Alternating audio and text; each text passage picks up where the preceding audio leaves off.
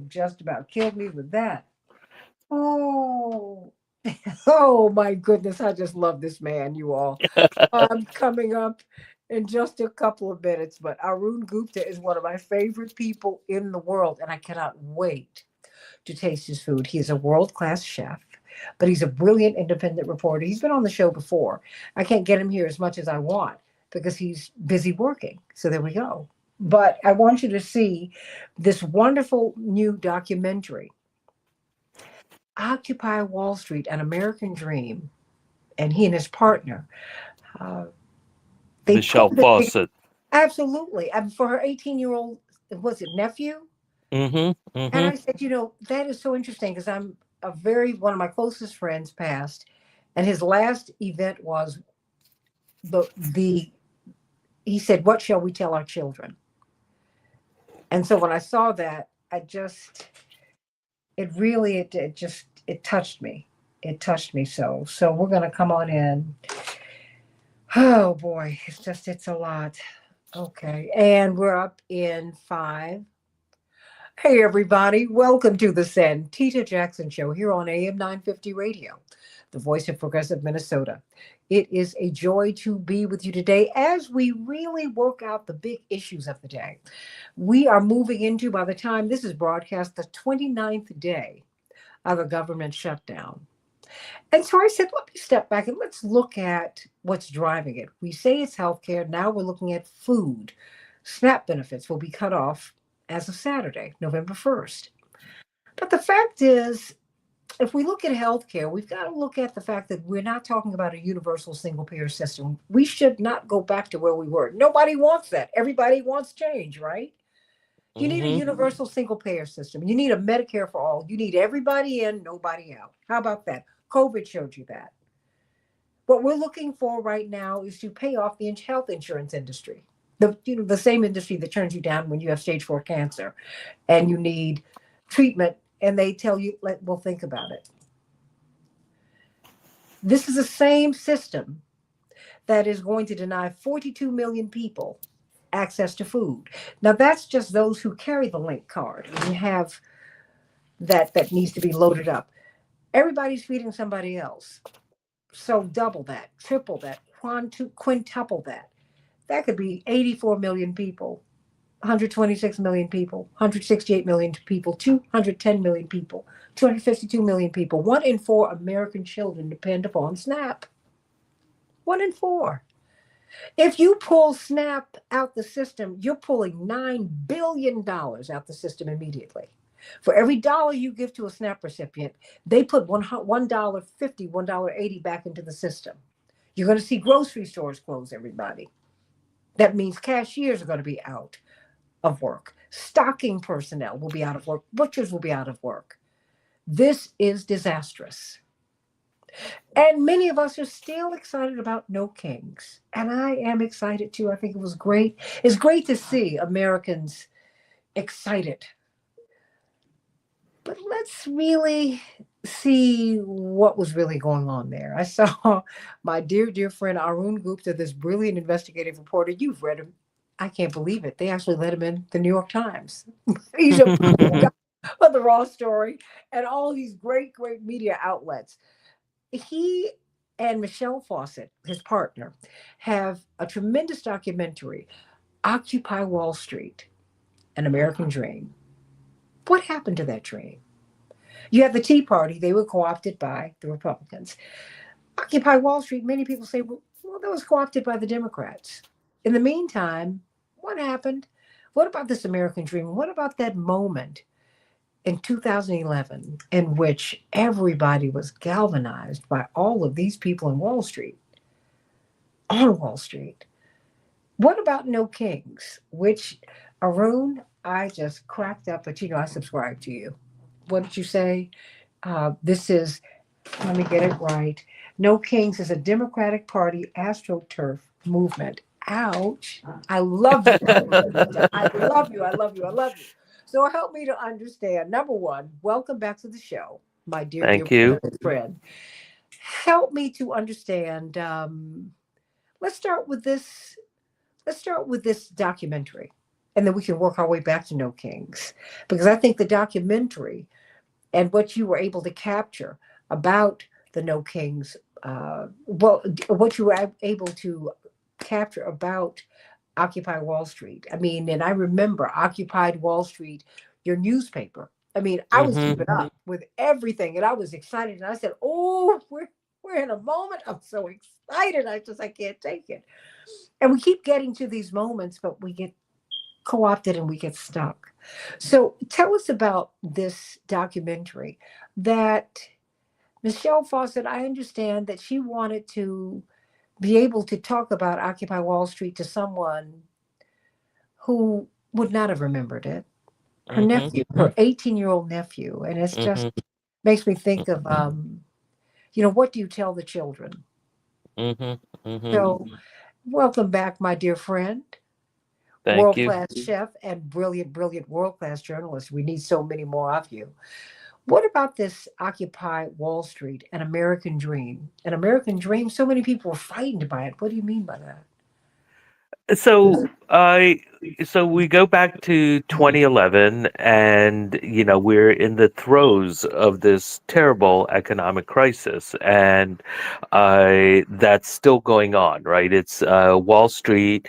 We don't need to go over the whole ground again. The basics are it created this bubble in home ownership, and then created all these exotic financial instruments, and it was all fraud, right? The Wall Street banks were in on this fraud. All the agencies like S&P, Fitch's, Moody's were in on the fraud because everyone was making massive amounts of money. They were making trillions of dollars of money, just huge wealth, and so what happens is bubbles pop, right? There's always been bubbles in American economy and capitalism, right? There was a railroad bubble in the late 19th century. There's been other housing and land bubbles. There was the internet bubble, but this one was devastating, in particular because you're talking about people's homes. And so, Occupy Wall Street happens almost exactly 3 years from the peak of the crisis in 2008, right? That's when the economy was melting down, and that's what really gave Barack Obama the election. Mhm. And so he showed himself to be steady. John McCain was kind of like being the lunatic that he was. He was no American hero. That guy wanted to bomb every brown and black country he ever came across, right? So in any case, um, the what people were on the streets, they were chanting, the banks got bailed out, we got sold out, right? The best examples of this is Goldman Sachs was $1 trillion in debt. They were Mhm. going under.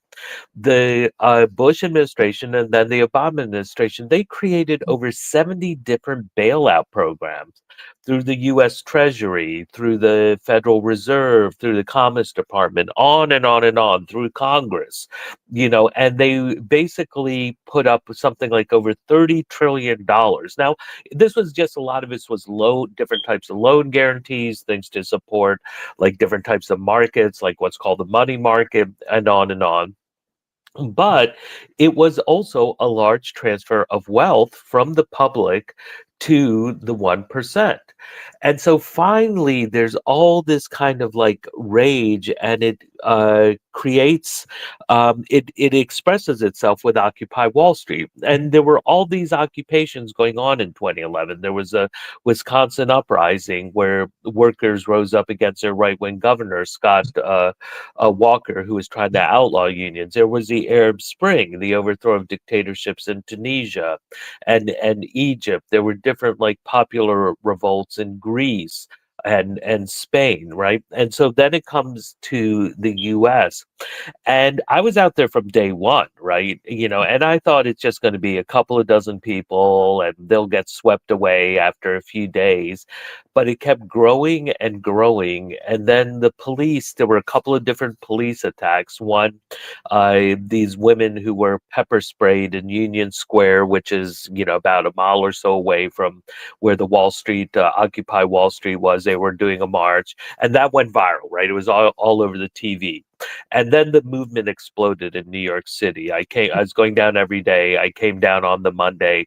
Before there had been hundreds of people, now there are thousands of people. Then on the 2 week anniversary, there was a march over the Brooklyn Bridge. And if you look at the footage, you can see the police are actually leading the marchers onto the Brooklyn Bridge. And then they kettle them and arrest 700 of them.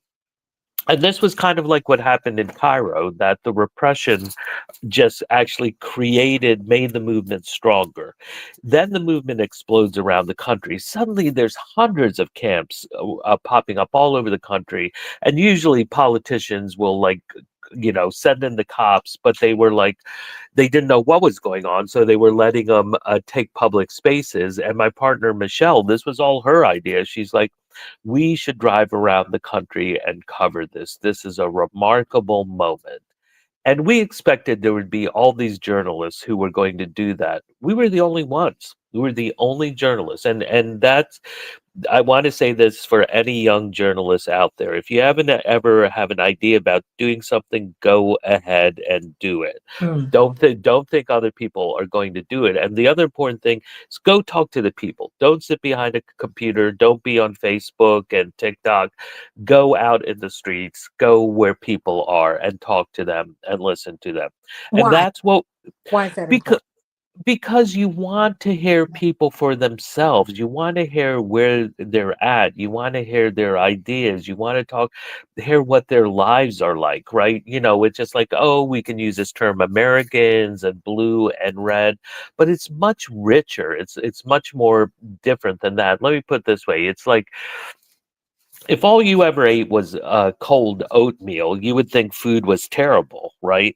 But if instead you actually went out of your house and realized, like in some place, especially like New York City, oh my God, there are thousands of restaurants from every cuisine and corner of the world, and there are all these amazing dishes you've never heard of, and stories and people and tastes and ingredients that you have no ideas about. And some maybe you don't like, but there's a lot that you just is like moves you, gives you joy and moves you to tears. That's what Occupy Wall Street was like. We would go around, we'd be driving, racing around the country because we knew it wasn't going to last long. We'd get to an occupation in New Orleans and Salt Lake City and in Atlanta and Detroit, in Mobile, the places you wouldn't think people, Cheyenne, Wyoming, Boise, Idaho. And we just have these wonderful conversations with people. Now, a lot of people's ideas are kind of, it's a bit of a mess. Americans don't have very good political education, to be honest. They'll say left wing things, they'll say right wing things, there'll be conspiracies, there'll be bigotry, but people were trying to address the fact that there's this huge economic crisis, that these banks are like they're partying, like crazy. They're spending thousands of dollars on bottles of champagne. Meanwhile, there's millions of homes being foreclosed on. There was a 17% real unemployment rate Mhm. for basically the entire Obama administration, right? Only towards the end did it finally start to drop to like 15, 14% or so. But when you're talking about 1 in 6 Americans who are either out of a job, left the labor force, or had a part-time job when they wanted a full-time job, that is a lot of suffering. Mhm. And we know when like there's an economic downturn, people commit suicide more, people die of heart attacks more, their life expectancy goes down. There was a lot of suffering. But Occupy was this remarkably hopeful moment. Mhm. And people today, they when we go around show the movie, they're like, "Well, why did it fail?" And I'm like, "That's not the question. The question is, why was it such a remarkable success?" Right? And that's what we need to ask. And we need to recapture that hope. And one of the other things we need to recapture, especially as it relates to today, No Kings, the problem is not one person. The problem is not Donald Trump. Mhm. The problem is the entire damn system. And that's what you hear people say in the film. People woke up and realized it's not one a politician. It's not one party. It's the whole damn system. That's the problem, right? And we see that now, right?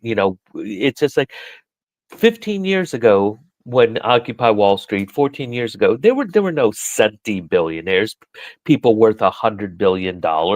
Now you have Elon Musk, this crook, because he's made his money off the public dime. Tesla was backed by the Obama administration. That's really what gave it a start. Almost 20 years ago, SpaceX, his commercial space company, relies on massive government contracts, right? They are making their money off the public sector. He is worth $500 billion. That is unimaginable wealth. But you got others, Larry Ellison, Mark Zuckerberg, Bill Gates, Jeff Bezos. They make their money off the public dime. The internet is a public resource. It was created with our money by our government. We own it, yet they have privatized it. And some of them are outright crooks. Microsoft was an illegal monopoly. Jeff Bezos made his fortune by not paying sales tax. That's the only reason people bought books from Amazon's in the 90s. If you remember, right? People are like, oh, I can save $5 or $10 because I don't need to pay sales tax. That's what made it a viable business. He was stealing from the public. So that money is ours, right? Wait a And minute. With government sanction and support, exactly. I think people need to, I don't want people to get past that point that these are government contractors who've Hmm. become private billionaires off of our money. And they're the ones who are telling us that we don't deserve health care, universal single payer. They're telling us that we don't deserve SNAP, that we don't deserve privacy.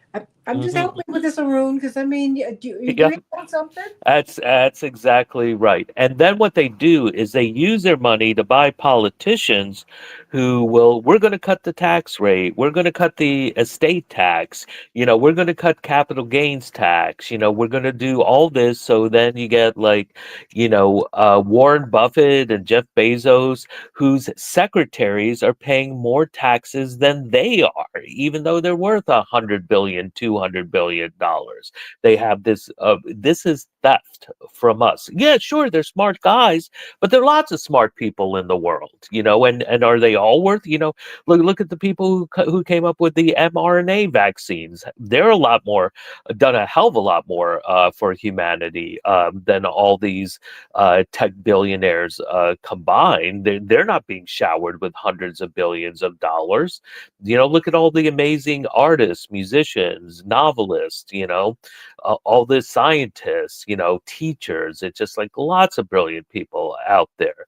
This is theft. Yeah, they're good at business, but a lot of that business is just figuring out ways to steal from the public. And this was what Occupy Wall Street was about. And if you see the documentary, and we're really hoping to do a screening in Chicago, and we'll let you know so we can get a big crowd out there. We have to work together to make that happen. Exactly. We will, because I know it's a wonderful movie, because Michelle made it for her 18-year-old nephew because she wanted him to understand it. This is the world he was born into. And kids today are just so confused because they have just had to put up with so much, right? They're born, after the war on terror begins, the Iraq War, the Great Recession, Black Lives Matter, just horrendous police brutality that has become so common, and then Donald Trump. And now we're at the point where what I'm saying is, look, you want to understand what's going on in this country right now? First of all, the rotten heart of MAGA, right? They're attacking all sorts of groups, right? But this is like Nazi Germany. Okay, the Nazis attacked queer people, they attacked disabled people, they attacked Roma, right? They were exterminating them. But the heart of it was anti-Jewish. It was about Jewish Bolshevism, right? That's what it was. If you really look at what MAGA is, the rancid heart of it is it's an anti-black ideology, right? That's what really Donald Trump is about. Everything they're doing, rewriting history to de-emphasize slavery, the anti-woke, the anti-DEI stuff. But you look at what they did in Chicago. You have special forces rappelling from Black Hawk helicopters, blowing open people's doors in the middle of the nights, arresting everyone, including children, elderly people, pregnant women. This is the Iraq War come home. This is the Mm. same exact tactics that were used in Baghdad, right? The same military vehicles, the same lawlessness. And it's not as brutal as Iraq, right? You know, the US set up death squads. People don't know these stories, right? I spent years investigating this stuff that killed hundreds of thousands of people in Iraq. These were US backed funded armed death squads. But we have torture mills. Alligator Alcatraz is a torture mill. It is our Abu Ghraib, where tens of thousands of immigrants are being sent into these a gulag, and they are being arrested, and tortured, and we don't know how many are dying because they're just disappearing them. Probably hundreds have died, right? But people don't think about how bad it is because it's not happening to them, right? Especially I think a lot of white liberals, and this is what gets to No Kings, why we're talking about it. It's just like, look, it's great. If you were on the streets, more power to you. Get out there, raise your voice. It's always important to protest. But we're talking about strategy and leadership because we don't have any say over No King strategy. They don't want to talk about the leadership. It's the Democratic Party who's in charge of this. The people who paved the way for Donald Trump. If you look at like the DNC, the Bill Clinton types who gave us all these horrible policies, right? Bill Clinton created the private immigration gulag, right? With his 1995 bill. He's the one who threw 2 million women and children off of welfare by, we need to end welfare as we know it. He created the right wing media with his telecommunication bill that allowed for these mass conglomerates. He passed NAFTA. That destroyed millions of good paying industrial jobs. And what I always tell people is like, look, when you see the deindustrialization that happens under Reagan with all these cuts, that was where it really begins. And Mhm. this is another thing I say to people. The reason a lot of white people are getting so worked up now is because Donald Trump is doing to white people what Ronald Reagan did to black people in the 1980s. Repeat that. Donald Trump is doing to white people now what Ronald Reagan did to black folk in the 1980s. What And did Ronald Reagan do? thank you. And may I add this? He Thank you. cut funding for mass transit. He cut there was this revenue sharing program. Money would go to the cities. He cut that. He cut 80% of funding for public housing. He cut food stamps. He cut Medicare. He attacked civil rights. He attacked voting rights. He attacked affirmative action. Ronald Reagan was a war on Black America, and you can see it. Life expectancy for Black Americans went down during the Reagan administration, by a year or two. That is huge. You have to, like, that is war. That's the only time you see life expectancies go down for a mass of the population, tens of millions of people. The mass incarceration, the war on drugs, on and on. The LA riots, all that happened under the lead up to it, at least, right? Mhm. It was where Daryl Gates, Reaction to, right? yeah, no, and now and it's like what Donald Trump is doing is, of course, terrible, but it's because white people were fine with what Reagan did because they voted for Slick Willie. Where, how did Slick Willie come to prominence? By kneecapping Reverend Jesse Jackson, the Sister Soldier moment, right? The white liberal media cheered that, where he was basically putting him in a line, like, just like classic Southern racists. Like smacking the black man, and all the white liberals cheered. Bill Clinton was going to be tough on crime, 100,000 cops on the street. I think, fact check me. Folks at home can No, fact and check then me on black folks this. called him the Black President Right. because Well, he got along with he was he got close to Arsenio. I mean, on TV, he played a saxophone. I I'm just know. saying, I'm looking at the things that we that we But all blame him. mass incarceration. I'm saying, like, folks can fact check me, but if I remember Mhm. correctly, at the beginning of the Clinton administration, there was a very small population of African American women Mhm. in jail. It Mhm. exploded, I believe, 800% by the end of his administration, right?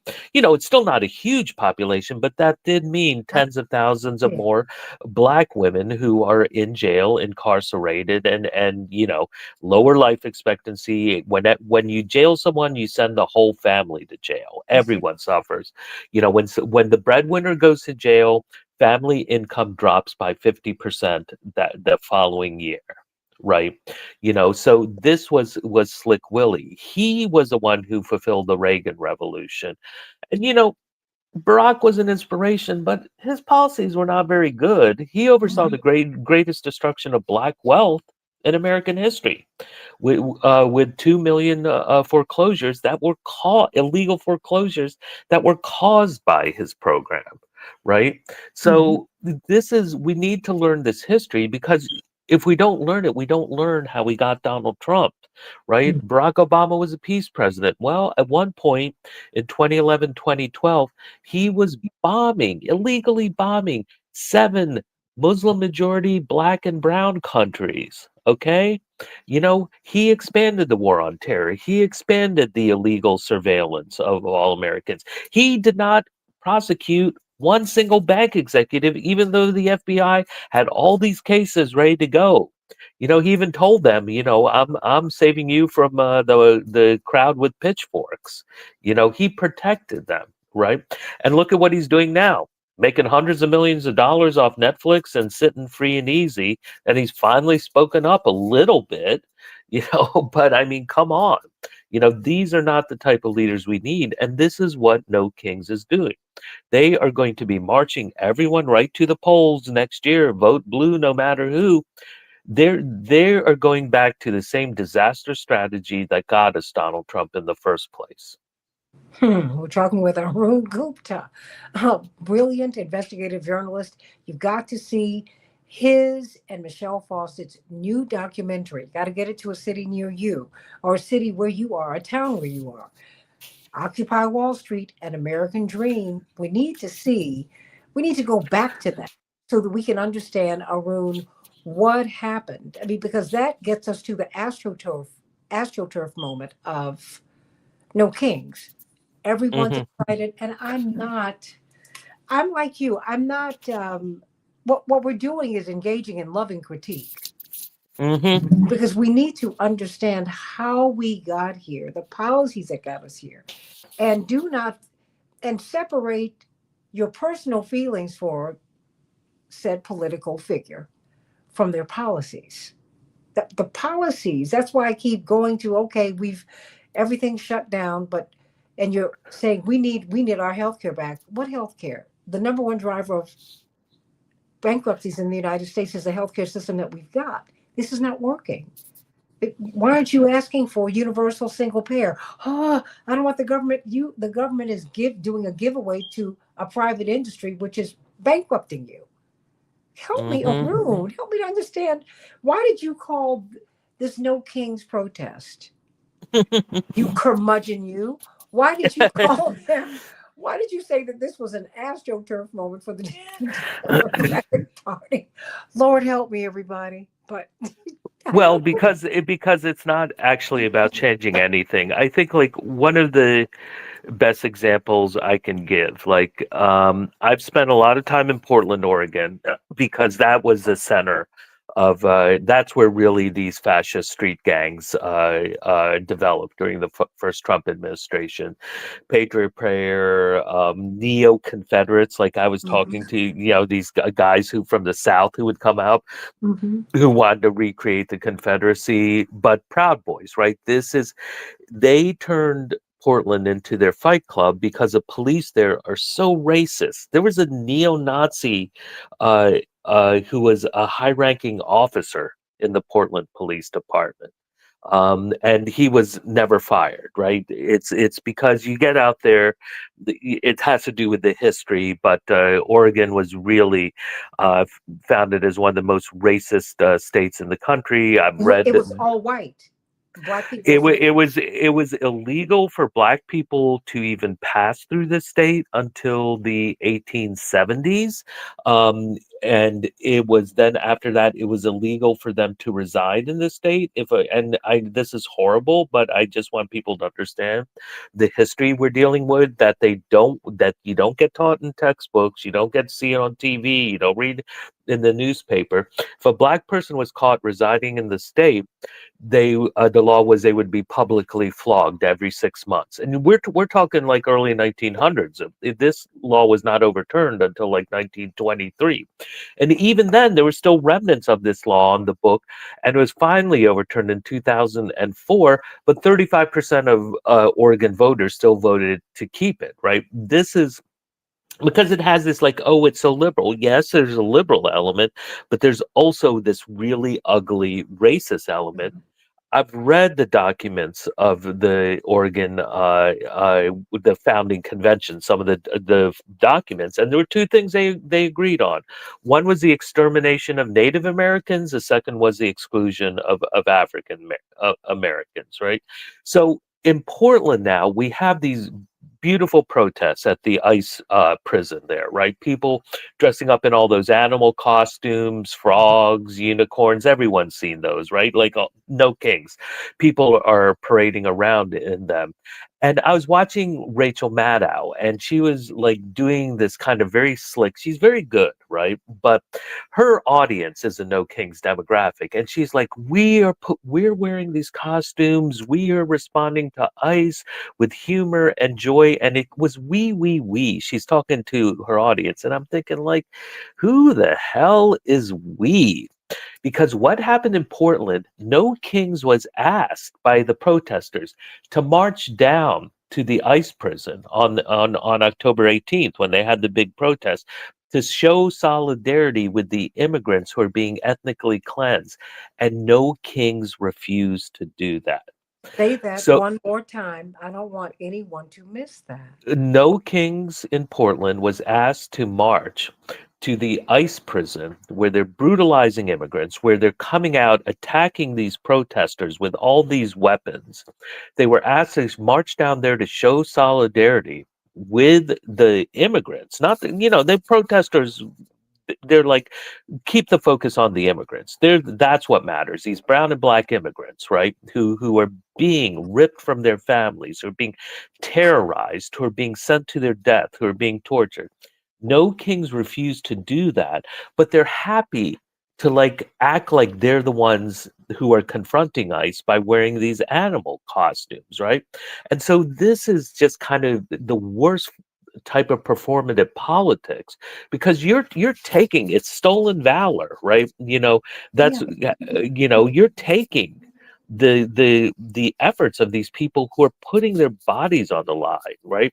The police are really violent, and it's just like, I know people who've been nearly killed by Portland police during these protests, shot with these explosive grenades. They're supposed to be crowd controlled grenades. They're explosives, they can kill.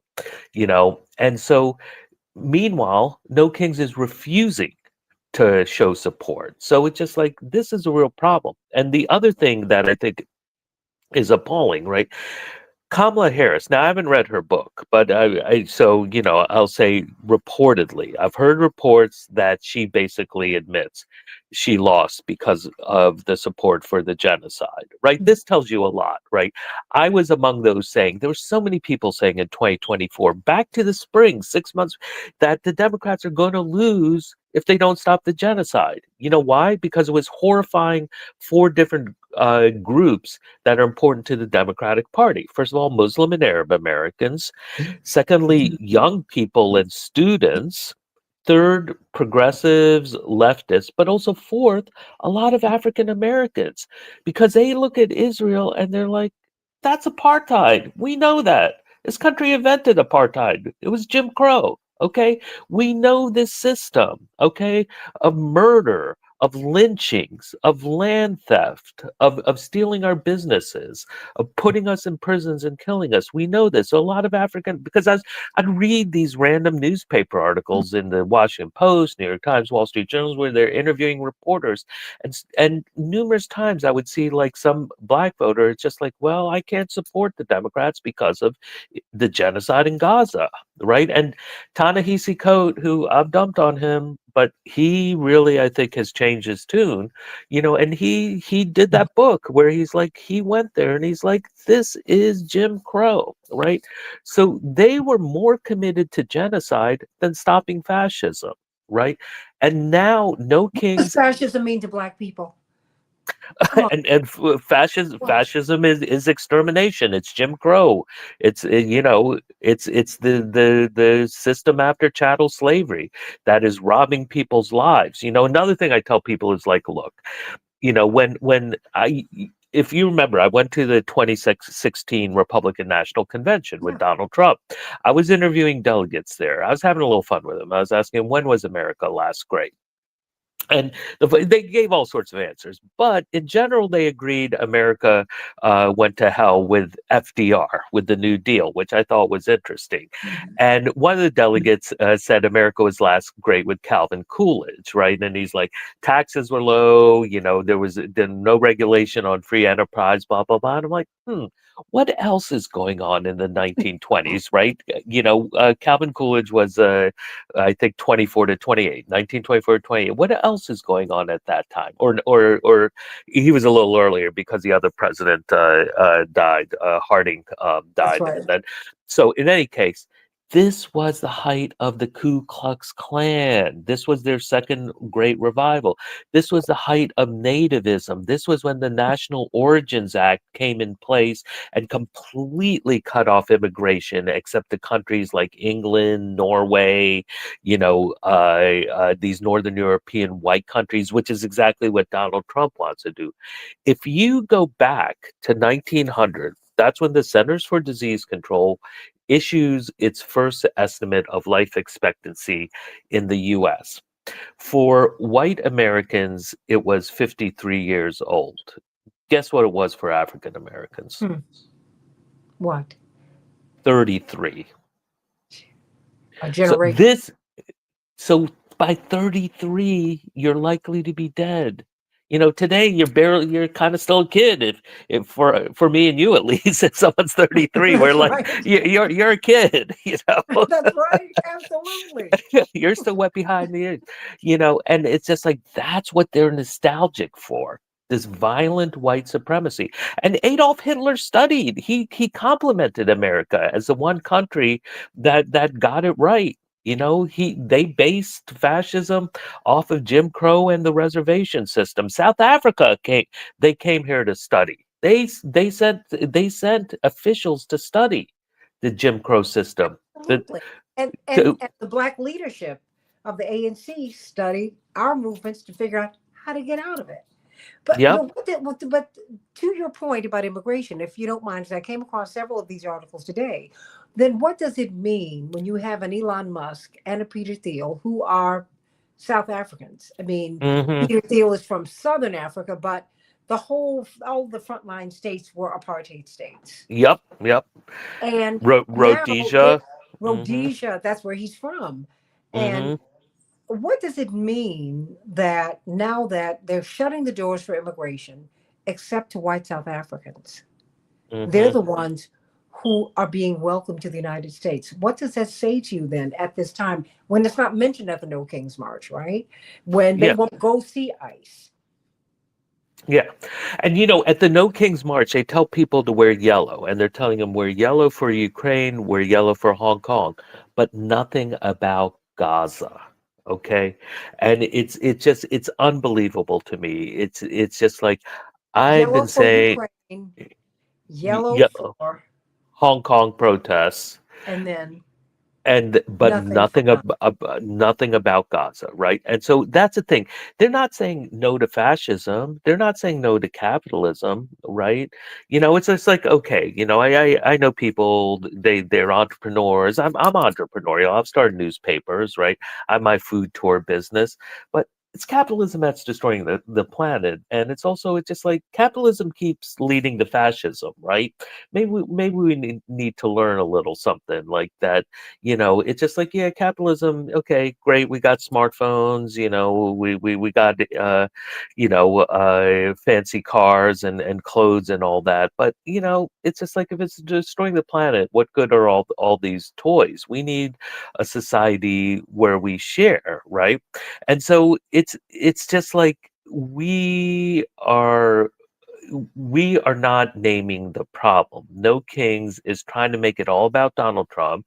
And I'll give you, we've never seen anything like Donald Trump. He is singular, right? And back in 2017, 2018, if we could have gotten Trump out of there somehow, if he choked on a Big Mac, I don't think his movement would have lived on. Right now, forget it. It's too late. MAGA's going to live on a long time without him, and we need to name it, and we need to name the Democratic Party complicity. Again, Andrew Cuomo just shows Democrats would rather see fascist Democratic Party leaders would rather see fascists in powers than even modest redistribution of billionaires' wealth, because Kamala Harris was backed by twice as many billionaires as Trump was, right? It's a party of billionaires. It used to be a party of black people, used to be a party of gay people, of feminists, of environmentalists, of organized labor, but now it's just a party of billionaires. Well, And no, no. I mean, no. Please keep going because I'm trying to figure out. Because I think that if we don't tell the truth, people are going to be turned off. When I talk to young people have already left the duopoly. Arun Gupta. hmm They hmm they thought that we had a false choice in 2024. hmm Um, and it's not that they feel like, oh no, we were going to end up here anyway. hmm hmm So I'm just where we are. And so I think that if we're not talking to these young people, to this next generation who have hmm abandoned Democrats and Republicans, I mean, look, if you see where young white Republicans are on Gaza alone, that ought to tell us a whole lot. They have gone down the street. Charlie Kirk was trying to catch up, hmm hmm because he was getting lukewarm and getting booed at his own Turning Point USA events because he hmm was an apologist. They said, wait, wait, wait. We don't like hmm this. Think that ground, my point is the ground has shifted underneath everyone's feet. hmm Can you see the T-shirt I have? I love it. Now, who is that? St. Luigi Mangione? Saint Luigi, and I'm wearing it. So I know, wait a I minute. Let me tell you, say, no one is saying that killing someone is all right. Although I've not figured out how he can get from the Hilton how he could get from the Hilton to 70 something street. I lived in New York for a long time. I'm sorry. I don't know. Did a helicopter take him? That never made sense to me. But okay, yeah. Well, talk to look, me about that. we're just talking about the reaction. First of all, you're talking about healthcare and the 2024 election. That is so And important. by the way, Not some oh, people here love your shirt. So just show them again. They love it. There you go. not we did not hear a word about the healthcare crisis, right? Obamacare was supposed to end that. Now, I've benefited, because being a journalist, I'm basically a low wage worker, so my healthcare is better. But what Obamacare did is it's like it took this same plate of food and it spread it among more people, Mhm. right? And it also uh, and a lot of that food also went into the mouths of the billionaires, like the guy Brian Thompson, or the very rich, these healthcare executives who are paying themselves 10, 20, 30, $50 million a year salaries. Why does anyone need that amount of money, right?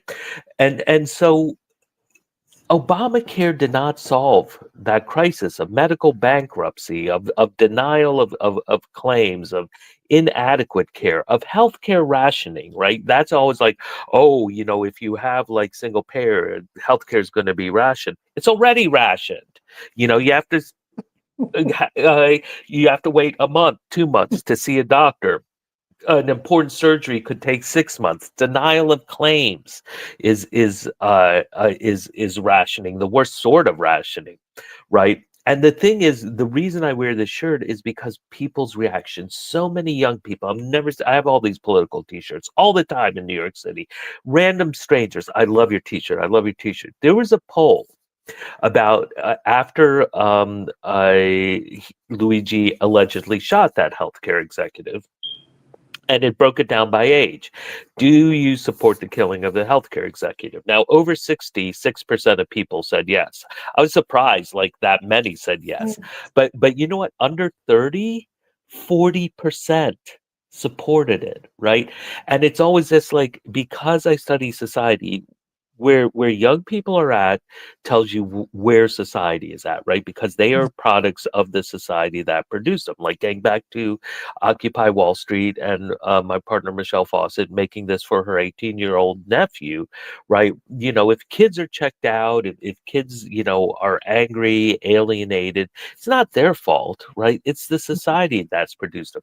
So why would 40% of young people support the killing of the healthcare executive? And we're not endorsing that, but we need to recognize it and face it. It's because this system is broken and neither party is doing anything about it. And Democrats and Republicans alike thinks it's more important to have billionaires than for people to have a decent quality of life, to be able to have good housing, good school, proper health care when they need it, good work. You know, none of that costs that much. We're the richest society in human history. We could we could have a wonderful society. We could have a wonderful world if we just fought for a system where we share, you know, where everyone gets an equal part of the pie. And we would have so much richer life. Like, you know, the billionaires might convince us, oh, they're coming for your stuff. That's not true at all. We would have a much more fulfilling life. We would be able to spend a lot more time leisure, traveling slowly. You know, we would take ships instead of flying because you'd be taking 6-month vacations instead of like, you know, 2-week vacations like once every 20 years, you Yeah. know? Oh my goodness. And you know, it seems that they're really seeking to crush our spirits so that we will Hmm. be compliant, you know, because, and they don't want you to be educated because if you are not educated, if your spirit has been crushed, you can be managed. People who Hmm. are educated, people who are ebullient, they are governed. And there's a difference, Arun. Hmm. What is going on here? Because I see Luigi, and you know what? I think what was shocking when you looked at corporate media, they were so appalled and I think unsettled by immediately when he was shot, when Brian Thompson was shot that morning, immediately everybody, there was this explosion of sympathy for him. Explosion. And people, and I could see the corporate media were appalled. They said, how could you feel this way? I said, but all of you have health insurance. All of you make Yep. a lot of money. You Yep. don't understand how people are living out here, and that is dangerous, Arun. Yep. Yep. You know, the fact of the matter, and you know, I've done reporting on all sorts of stuff, you know, and I've interviewed, I estimate like 3 to 4 thousand people across the country because Michelle and I, when we are doing the Occupy Wall Street film, we spent 2 years crisscrossing the country. We did Mhm. 7 road trips across the country 7 times, and you get a good feel for this country, and especially because, you know, I came here when I was 5, so I was raised as an American, but I also have a I can also look at it from the outside. So I've got like, and I also have double consciousness because I'm a big brown man, right? Mhm. So I can see the country for what it is, and it's just like we have seen since the Great Recession the development of a whole segment of the grocery store market for people who cannot afford to shop at Walmart. Hmm. That's terrifying. All the dollar stores, that's what they are.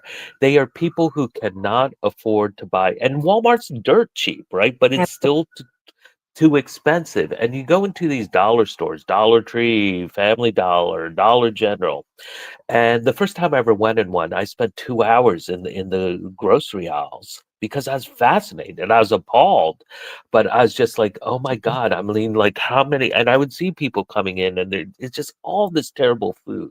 And The and worst, that's where they were buying their groceries at the right, because they're so poor, and it's just like, it is a crime, in a society. Like, I was talking with a professor friend earlier. I was just like, you realize now the statistics vary, but one stat I looked at yesterday: 1 in 25 American households is worth $5 million or more. $5 million. And that's something like 4 or 5 million households. We are at a point now where the top 10% of consumers, the top uh, account for half of consumption. Mhm. 10% are consuming more than the bottom 90%, Wow. right? And that's why they don't care. They're like, oh yeah, let all these people starve, let all these kids starve. Who cares if their food stamps are cut off? Because they're cheering the stock market just keeps going up and up and up. All these people are making huge amounts of money, and this bubble will pop, but they're going to be making huge amounts of money, and it's not sustainable. Or it is, with increased violence. Why is it that we see? Is it a coincidence that we see this increased wealth at the same time we see this increased police violence, state Mhm. violence, militarization, incarceration? No, they go hand in hand.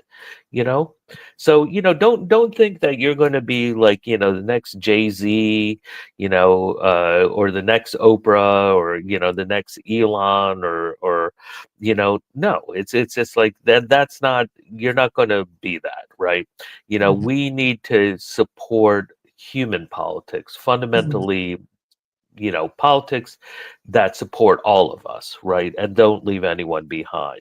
Instead of like, we have to stop throwing poor people under a bus. We have to stop Mhm. throwing immigrants under the bus, Palestinians, black children, right?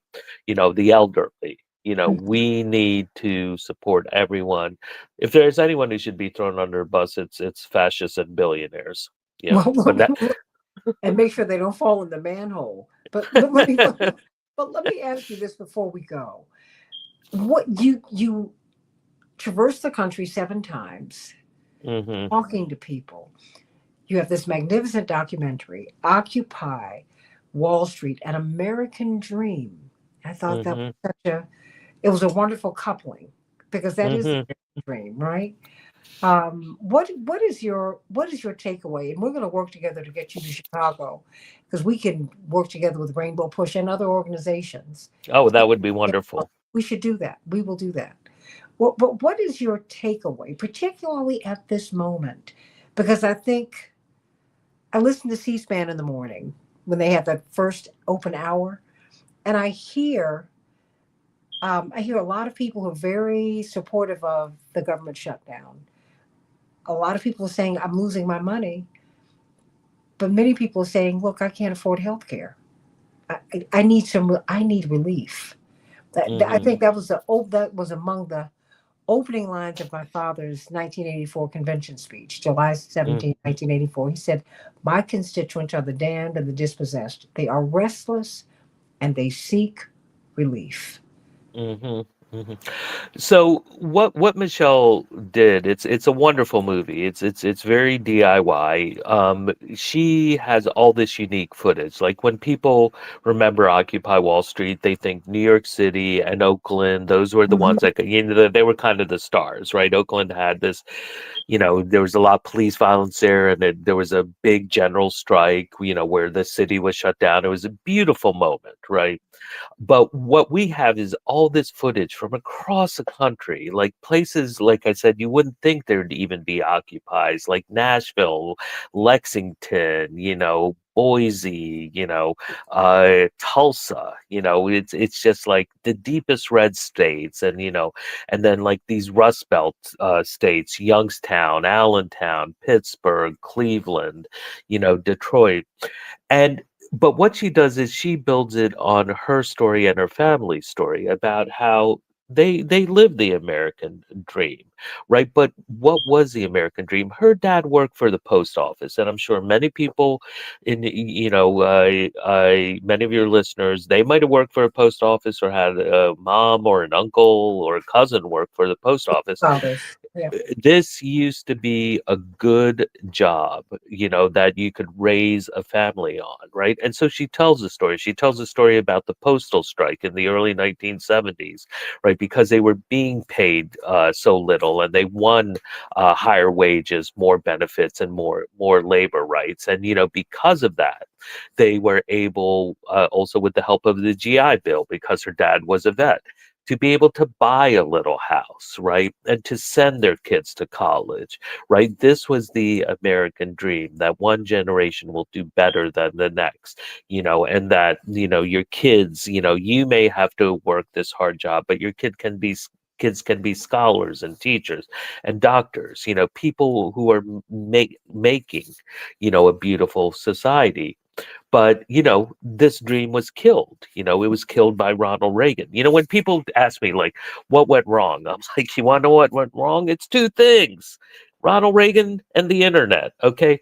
We are currently in the 12th Reagan administration. That's what Donald Trump is. It's just like, doesn't matter who you're talking: Reagan, Bush, Clinton, Bush, Obama, Biden, Trump. No, this is the 12th Reagan administration Mm. that they're in. And then the internet.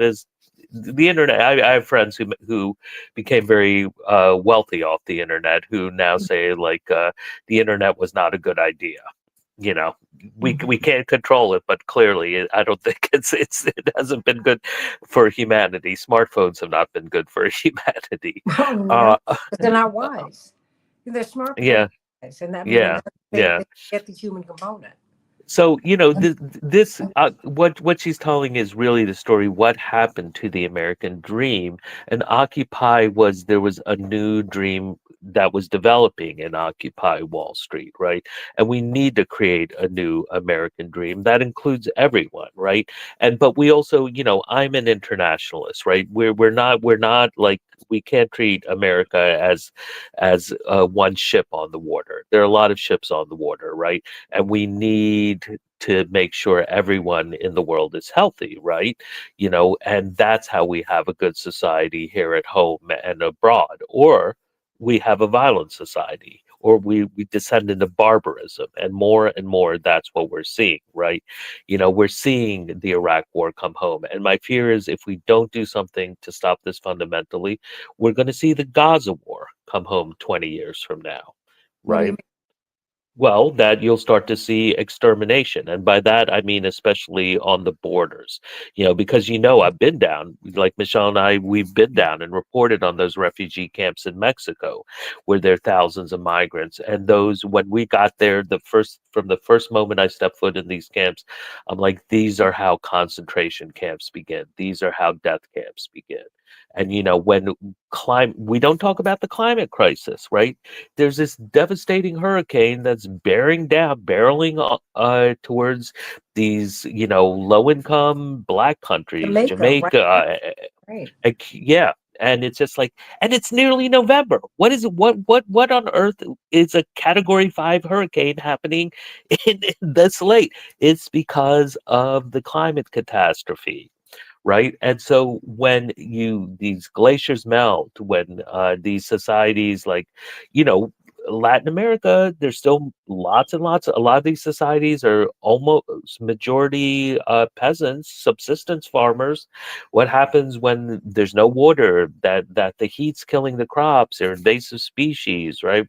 And they're also socially destabilizing because of our appetite for drugs, right? Because we buy their drugs and we ship them the guns, right? All these countries, all that are awash in weapons, are all coming from the U.S., right? So there, is going to be more and more climate refugees, and we're going to respond more and more violently, with surveillance, with robots, with killing zones. And I think our borders are going to start to, 10, 20 years from now, they could start to look like Gaza, with its just complete extermination.